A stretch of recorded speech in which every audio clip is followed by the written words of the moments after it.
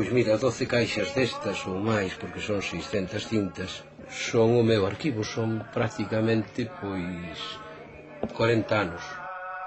Nos fomos a estudiar a capital, fomos a Lugo, e démonos conta de que eses valores estaban xustamente naquilo que deixáramos, que eran as aldeas, non?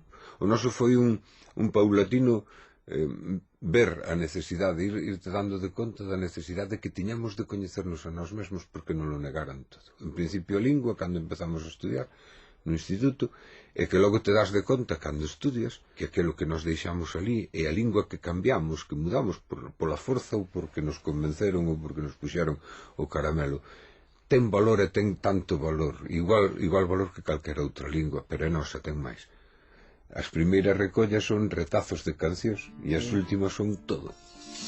Donde ves María, veño de lavar a roupa do meu militar.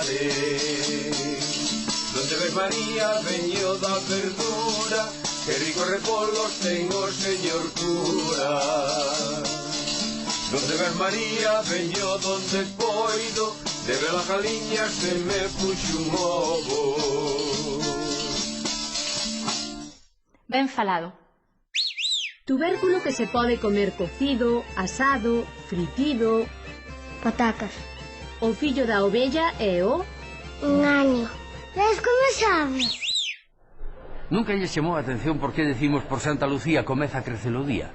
Santa Lucía o 13 de decembro, pero o solsticio de inverno, que é cando realmente os días empezan a medrar, é o día 21. A cousa ven de que cando os antigos romanos fixaron a duración do ano, menosprezaron uns segundos, e en tempo de Afonso X, 1200 anos despois, os científicos xa sabían que o calendario ía atrasado bastantes días, e pedían que unha autoridade internacional actualizase o calendario. Isto fixo o Papa Gregorio XIII en 1582, facendo saltar o ano do 4 de agosto ao 15 de agosto, 11 días.